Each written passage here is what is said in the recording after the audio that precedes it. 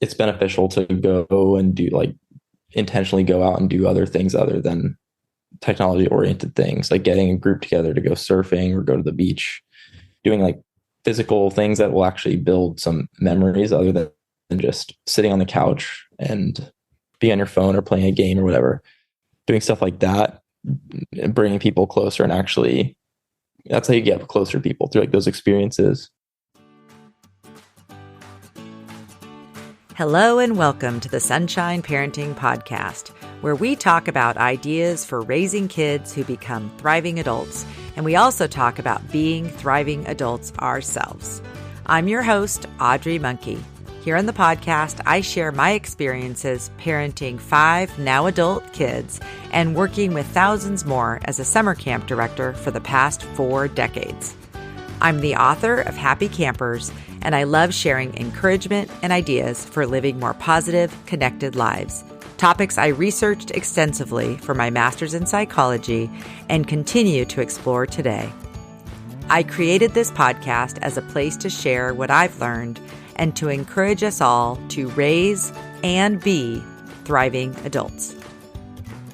Hey, Sunshine Parenting listeners, and welcome to episode 184. Today, I'm excited to continue with the Tough Twenties series with a chat with my son, Owen. Owen, welcome to the podcast. And why don't you take a minute to introduce yourself to listeners? Yeah, my name's Owen. I'm the youngest of the monkey family, and I'm currently 20 years old, just recently turned 20. I'm a sophomore at San Diego State University and studying finance. And that's pretty much what I'm doing right now. Yep, I'm sure. Yep, you're kicking off your 20s, which I think part of your birthday and then also Gretchen's upcoming birthday turning 30 was somewhat what inspired this series, because it's kind of a unique time that all of you guys are in that like decade that we talk about a lot in our family. So it's fun to have you on, because I've had your sisters on and they're in like a different part of their 20s, like on the upper end. And so I thought it would be good to have you on today to talk about just sort of, first of all, what are your observations about just what it's been like in being like in your age cohort? So like kind of when COVID hit and like what's going on in the world. What do you think life is like in general for people who are around 20 right now? I think for many 20-year-olds like myself, I think COVID did spur this on, but a lot of it is revolving around like technology. So socially and like anti-socially, people are kind of always on their phones and whatnot. I think COVID kind of spurred that on because everybody got a little isolated there, and people kind of got forced into, they would just play video games the whole time, stuff like that. So socially, I think my age cohort relies heavily on technology for stuff, which is probably not the best thing, but that's pretty common right now. I think a lot of the early 20s is about like meeting people, forming connections, stuff like that. And it's kind of shifted a little bit. It looks different than it did. I'm assuming, I wasn't around, but I'm assuming it looks different than it did like 20 years ago, being in your early 20s, meeting people, going to school. So I think that's probably one of the bigger changes to the cohort I've seen. And it affects the social aspect of things a lot. You know, I think I'm glad you brought that up, because actually one of the things I've noticed about you is you tend to be a little bit different in terms of the way, like you have a pretty good community. You have a really good community, I think, and good friends. You've kept close connections with high school friends. You've made some good college friends. So I guess that's like a good place to kind of start, because I do think, like you said, in your 20s, kind of the ability to build community and make connections and meet people and like form closer friendships is pretty important. So what are some of the things that you've either seen other people in your life who are a little bit older, or that you've been practicing yourself to try to create better connection and community, even though everyone's sort of digitally tethered a lot of the time? Yeah, I think in like getting like what I've seen with older people and like some older siblings, trips they've gone on, things like that. it's beneficial to go and do like intentionally go out and do other things other than technology oriented things, like getting a group together to go surfing or go to the beach, doing like physical things that will actually build some memories other than just sitting on the couch and be on your phone or playing a game or whatever. Doing stuff like that, bringing people closer, and actually that's how you get closer to people, through like those experiences. And especially like in high school, because I went to a boarding school, so I lived with everyone. And I got that. I mean, living with people gets you close to the, like gets you close either way. But a lot of my memories from high school are like just like random things we did, going down to the beach, or just it wasn't all centralized around anything specific, just going places, ventures, hikes, things like that. And that's what I remember. And I think a lot of those times people bond over those stuff stronger than they do over the technology oriented stuff. That's a lot more. So I think having those experiences with people and having a lot of those experiences, even through camp, because I still talk to several of my like old friends from camp, or I'll reconnect with them every once in a while. And I still have a lot of those connections with them because we have all those shared memories. And I don't think it'd be the same if we weren't kind of unplugged and doing those experiences. Yeah, that's a good point. I do think two things that stood out to me. One is, yeah, that the time, just like investing time, like living together, going on, like you even did for your senior trip. Remember, talk about that trip that you did with two of your friends for your kind of end of graduating high school celebration. Yeah. So at the end of my senior year, I kind of wanted to just like do something different, go somewhere new. I like backpacking, being out in nature, wilderness. So I got two of my buddies and we decided we were going to go on just like a little 3-night backpacking trip. We just left our phones in the car. We brought some like film cameras and some fly fishing rods, and we just kind of went out there, just hiked around, caught some fish. And it was just like so much more fun than like anything else I could have been doing. So definitely like the more experiential things are the one that stick. And like those two buddies, I talk to them all the time, even though that trip was like well over a year ago, before I even came to college, and I still talk to them. I've seen them several times since, and just creates more lasting connections.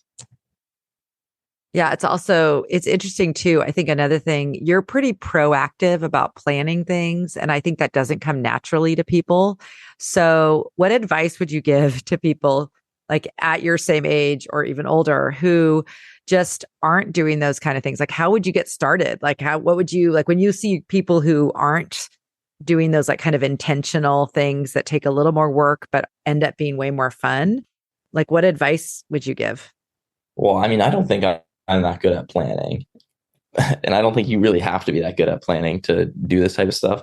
Like even that trip, we totally didn't like, we just kind of thought about it, but we didn't have a permit or anything till like an hour before we started hiking. We just like, we're hoping we could get one. So I wouldn't say I'm like the best planner or anything like that, but I think like for other people, you kind of just have to, there's like a barrier that people, it's like seems such like a daunting thing. I had to plan this whole trip or whatever, but I think just starting small for people you don't have to go on some huge trip with a bunch of your friends. You don't have to plan a bunch of this stuff. Just start small, go somewhere new for once locally, and just kind of get out a little bit. Try to stay off your phones. Like that was a big thing for the trip, was just leaving our phones out, like leaving our phones in the car. And yeah, I didn't even realize, like you just kind of forget about it after a while. And it's just like changes the whole thing. Yeah. Did you have something else in there? No, I was just thinking about, I guess that, yeah, the unplug thing. I mean, that's so hard because people, like you said, you almost have to get friends who will agree to do these things. But I was thinking about surfing. People are, love surfing, and you see people who go out every day. And I was thinking they're definitely off their phones, while they're out there. Yeah, you're not bringing it out there. Yeah. So even some of the time, being unplugged, even when you're not with friends, also has some value if you're trying to just like think through some things or reflect on like goals you have or whatever. It seems, I think all of us benefit from that. So that's a good insight. I didn't even think this conversation would go that direction, but that's really good. One thing that I want you to talk about, because I don't know if you're still doing it, but I loved hearing about you're living in an apartment now. And I loved hearing about the dinners that you were doing together sometimes. Do you still do those? And how did you coordinate those? Yeah. So like I have three roommates and everybody has different schedules, so it's a little bit hard. It doesn't really happen all the time. It'll usually just be like two of us. At the beginning, when there was not, the classes were a lot lighter and stuff, we would do this, but we would just make one big dinner and then I'll just eat it. And it was like way easier to just make one whole meal and not have to worry about it's less dishes, less everything. But it was also nice to just sit down with everybody in the apartment and just have a nice dinner. And that's like one of the things that builds community, sharing meals. It's like always been a thing that people do together to get to know each other better. But it doesn't happen as much anymore just because the schedules are just busy. Everybody has tests and midterms and stuff. So it's a little bit difficult, but every night, usually at least two of us will be eating together. So it's definitely something that I appreciate. Yeah, I think those And it's little nice. things. I'm just saying it's nice people also, we just like take turns making dinner too, or sometimes we'll make it together. And it also makes things a little bit easier too. So it's easier and we just get to like hang out with each other more. Yeah. I think a lot of college kids don't do that, like with their roommates and things. I think it's all just like everyone has their own shelf in the fridge and everyone's on different schedules. And it sort of mirrors, unfortunately, I think family life right now. I think a lot of families don't have time to have dinner together either. So obviously, I think you and I both, I guess you grew up with that and we had meals together at camp and at home. And now I'm glad to see that you're continuing that. I think that's something that a lot of people could benefit from. So maybe that's another thing for people in their 20s to think about, even if it was like once a week, even if you're out of college. I know someone we work with, Delta. She has a group of friends. They're all in their 30s, but they've been friends for a long time and they get together. And I think they even might call it family dinner. And I don't know if they do it monthly or how often, but they get together, they have dinner and they share their highs and lows. And it's kind of, I mean, Sounds familiar. I know it sounds kind of hard to organize, but if you could get even a couple friends together and do that, I think it's so valuable to help, like you said, just build closer connections and community. I want you to talk to you about, I can't remember what you call them. I forget the name. NPRs. What is it? What's that thing about? What are the people non-player? Do I have the Oh, wrong acronym? about the NPCs? NPC. NPCs. That's what it is. Oh, Um, N. N Yeah. NPC. What is it? Non-player controlled? Non-player character. Non-player character. I just remember it from It's just that free, what's the movie? Free somebody or other? Free, there's a movie really. that I don't know. no. It's is it Ryan Gosling in it? And it's like it's about a video game. I really like the Ready movie. Player One. Is that what you're talking about? No. Anyway, I'll think of it, but I've watched I it don't twice. I know. love that movie. And it's about this movie about this character in the game who realizes that he's like a non Oh like yeah, I know. he's I know. Free Guy or something. yeah. Free guy. That's what. Yeah. Anyway, so talk about that, like that you were saying to me as you walk through campus, there's a Okay. lot Well, of that yeah, yeah. That was like a little bit of a joke, but when I'm like walking around campus, I'll be like looking around, and everybody is kind of just like looking down, looking at their feet, looking at their phone, just hands in their pockets. Usually headphones on. People like always have these huge headphones on that are just like noise canceling. So there's just like no room for human interaction there. They're just like, I'm walking to my class, and that's it. Like, get in there, I'm walking back, and usually people will go the whole way.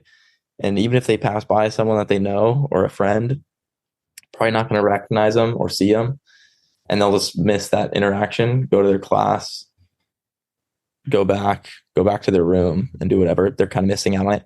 So I kind of joke and just say that I see people walking around and they're all just like robots, basically, just a bunch of NPCs.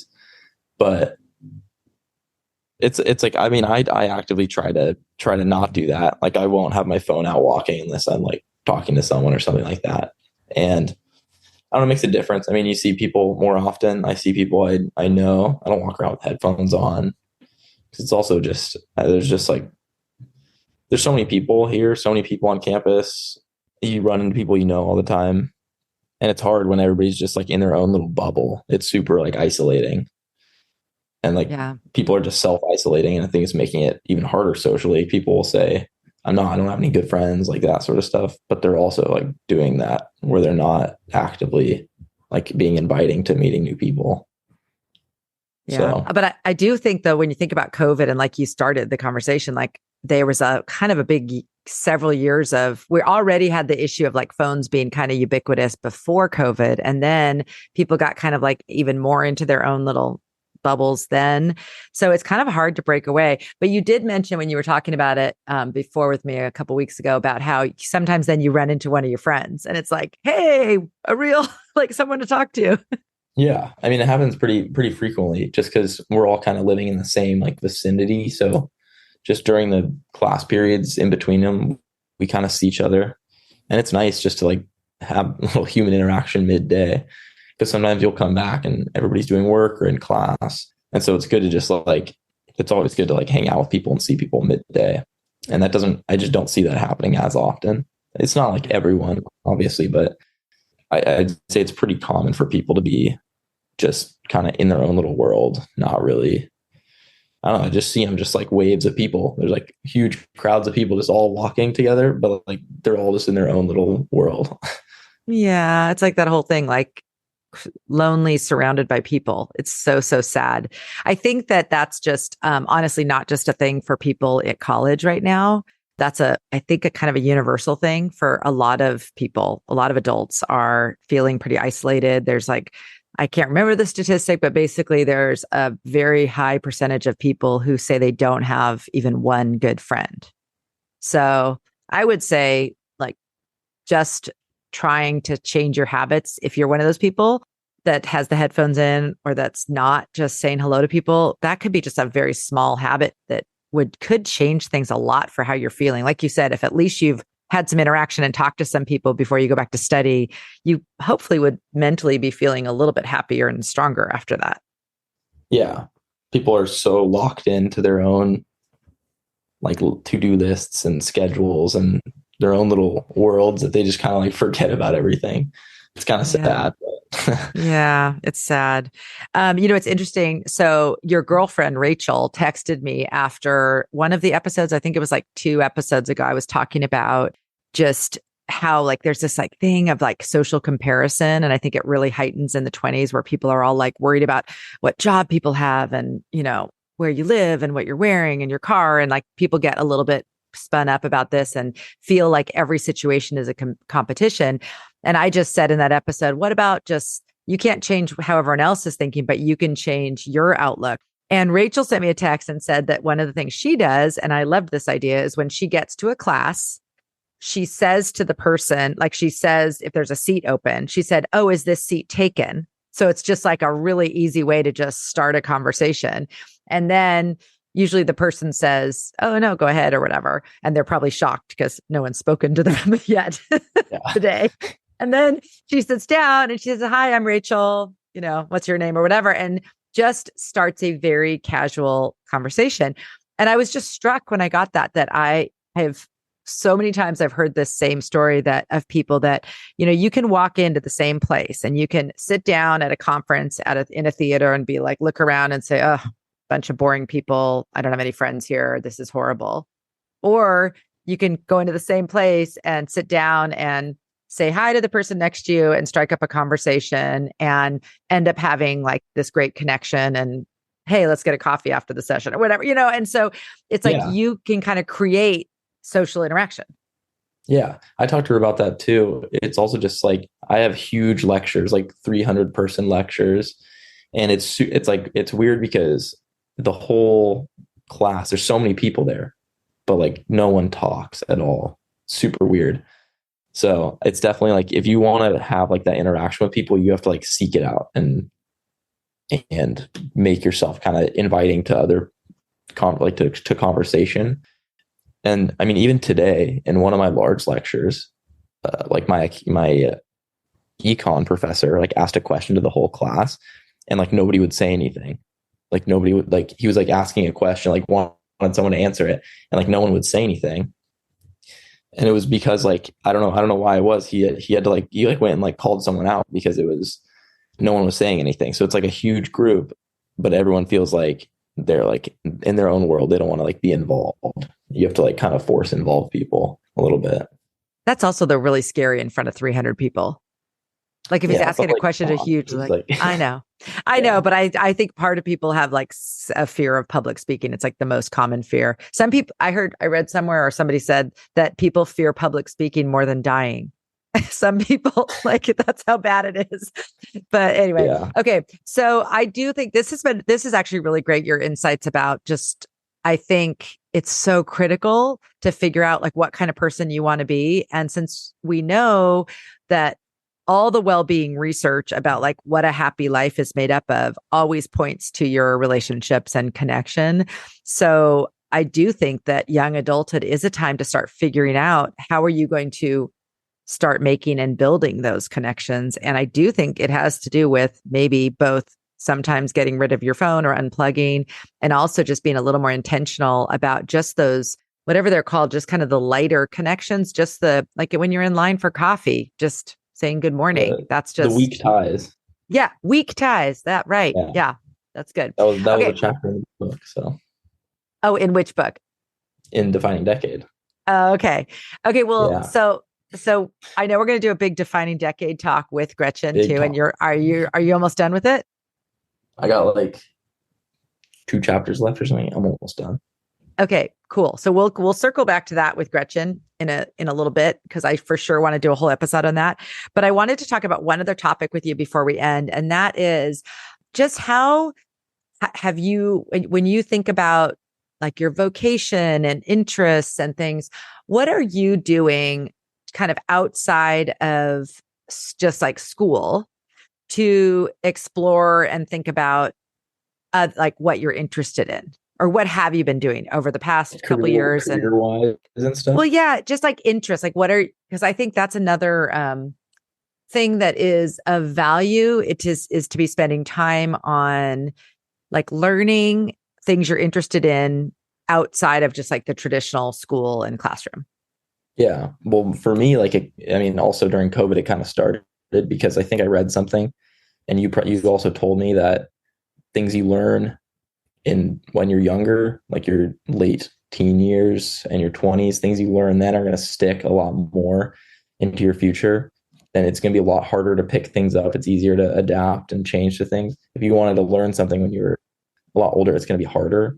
So that kind of made me think like I should start doing some of this stuff now, even if it's just like a little bit, because it'll just stick way easier. That's when I started like picking up guitar a little bit, and I'm still not very good because I don't play as much as I should, but I started doing that, which was really fun. So that was like a hobby that I picked up. And then I started getting super into like stock trading, looking at stuff like that. And that's kind of a career thing too. So I've been learning a lot about that just because I think it's fun. So I've spent a lot of time doing that as well because I find it like beneficial to me for like my future career. And it's just like pretty interesting how to get things to work like that. But I think just like I've just been trying to build better habits and picking up some of those new skills and interests and spending more time on them because it's going to make the most difference now. And I want them to stick into the future. So I've just been trying to make it a part of the routine to get those things in. So what are some of the habits that you're wanting, that you're trying to start now that you want like for the rest of your life or for the future? Yeah. So, I mean, I think they're kind of a race, but I write them on my board back there. But I kind of wake up and just getting my mornings a little bit more like dialed in. For a while, I kind of just, it was just all over the place. But I started like making my bed again, and I'll read. I'll do like a little devotional in the morning every morning for like 5 minutes, just quick. And then just kind of building that morning routine like that. Let's see what other habits. What about your fitness and health related stuff? Yeah, You're really into some of your I didn't know nutrition. we were getting to that, but I don't I've know. been, I do want to keep doing that. I've been trying to go like at least 5 days a week, going to the gym just to stay like active because I stopped playing water polo after last year because my shoulder injury, and I just didn't want to injure it more, and it just wasn't and it just wasn't going to work. So I was like, I have to do something else. I can't just sit around I thought I could surf, but then my shoulder couldn't really take surfing either. So I've now just been going to the gym a lot more and doing some lifting and trying to like take my health more seriously. Also, that kind of goes back to what I eat and stuff too, because this is like when when you're young, you're building these habits, and I want to stay healthy for longer. And I just feel so much better when I like exercise and read and all that stuff. I try to read every day too. That's another one. And when I kind of combine all these things, I just feel a lot better, feel sharper. Yeah, for sure. I think reading, it is kind of fun. I think you and I had talked about before that if you're interested in something and you want to learn about it, you can basically become an expert by reading 5 books written by the like 5 big experts in the Other field. experts, So it's, yeah. yeah, it's kind of a hack. Like if you're like with investing They're like or doing the work for business. you. Yeah. Yes. So they've gleaned all the most important information. And that's kind of what I've done. I just like these books, I kind of read the same genre of books about like positive psychology and well-being. And then it's like they all start mentioning the same research. And then I'm like, I know about all the research now on all these Yeah. things because Now of, you're the expert. yeah. So that I could like, I know this stuff too. So I've been impressed with that, the reading thing. And I think that's a great thing. So what else as you like kick off your 20s? I do think I want to say that I think you're, well, of course, I think you're exceptional and unusual because you're my child. I'm slightly biased, but I also think that there's an element of you growing up as the youngest and having all these older siblings is a different kind of, you've had a different perspective. I think by the time you hit your 20s, you've been exposed to so many people who have been trying to adult. You've been watching other people with their struggles with school and relationships and moving and careers. I mean, you've been listening to all of it. So I think there's a little Yeah. bit of a jump start that you have compared to, for example, a 20-year-old who's the oldest in their family. Yeah. They kind of have to, they're like the guinea pig. Like they have to just do everything. They have to just see what happened. It's like you were saying, reading the 5 books to become an expert. I just kind of like watch my 4 siblings and see what happens. I mean, and now they're getting married too. That's just more. So I just have more people to watch and stuff. And it's like, I can just learn from all this. I can absorb all those experiences and just learn from them. Yeah. So it's nice to do that. Yeah.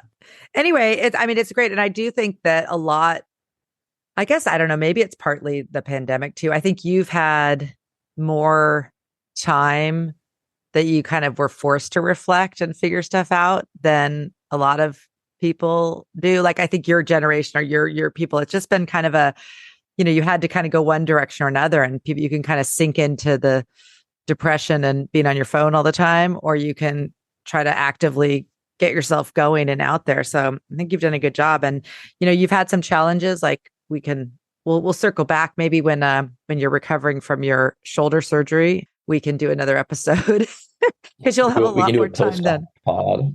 Yeah, we'll do a Post-op pod. Yeah, post-op pod. But because, it's not like it's all been hunky-dory. And like you said, you haven't been able to do some of the things that you've wanted to do for the last few years. Even as a senior in high school, you couldn't do water polo. So there's been some things that didn't go kind of as any of us would have wished, but you're kind of coming through the other end. Any other thoughts or advice or ideas that you have for people or something that you're glad you've learned or you want to learn more about as you start this decade of your life? For me, starting this decade, the defining decade, I just want to, I don't know, I think it's mainly I just think mostly about the habits that I want to build. Like we were talking about, and just building those connections with people early on, because it gets a lot harder. Like once you're out of college is like, people take it for granted. I think college is a pretty interesting time, like where people are all like hanging out with each other every day. And yeah, everyone's going to classes and stuff, but it's like if you look at like hours of the day, the time spent on school is pretty like minimal, unless it's like, there's big tests and stuff coming up. So it's pretty, I don't know. I think it's a big time to take advantage of like all the people that you can meet and stuff. So I think especially for these next 2 years, I want to try to do that a lot and meet as many people as I can, build a lot of those weak ties or strong ties, and just kind of, I don't know, just always trying to be a little bit better at stuff. I think that's terrific advice. I think it's really great. And I think if there's one thing that we get right as young adults, it would be the connections and relationships. That's probably the most important thing, because those will even help with career. Because as you build connections and get more comfortable talking to different people, that will help you, meet people. And if you want to work with people, all of those skills. So I think that that's a really, really great advice. No, I was gonna say, I even talked to some other, like one of my roommates and stuff in terms of like social connection and jobs. And I also went to a couple of meetings with people who are like hiring for their companies and stuff like that. And they were saying how it looks great on paper to have all these good grades and stuff, but if you can't have a conversation with people and you can't work with a team and all that, then you're kind of like useless as an employee. Like, it's not like they need you to be able to work with people. You can't, like, everybody's so isolated, but you can't be isolated when you're working for someone because they need you like to be part of the team. So I'd say that's pretty important and what I want to keep trying to do, because the social aspect of things, it's not always just school and focus on everything. The social aspect of things is important for life and career. Yeah. And I'm sure we can have another episode talking about people who maybe have put too much emphasis on social things, and maybe not you, but you know what I mean? Like in college, people who can't make it to class because they've been partying too much and that kind of thing. There's this balance of like doing what you need to do. But I agree, like, you don't want your only memories of college to be being in the library. You got to like get out there and talk to people or do study groups. Even that is more fun than just studying on your own. Got to balance it a little bit. For sure. All right, Owen, thank you so much for being on. We'll definitely have another conversation. We'll have to touch base, periodically through this decade and see what new things you've learned and how you've grown. So thanks for being on, and have a great rest of your week. You too. Can't wait to come back on. Thanks for listening to this episode of the Sunshine Parenting Podcast. As always, you can find notes and links in the show notes and at sunshine-parenting.com.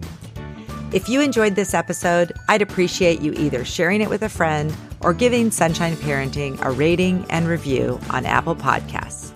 I also invite you to read or listen to my book, Happy Campers: 9 Summer Camp Secrets for Raising Kids Who Become Thriving Adults.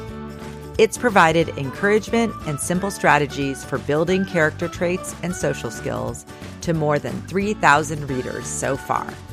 Happy Campers is available as an audiobook and in print or digital wherever you buy your books. Here's to raising and being thriving adults.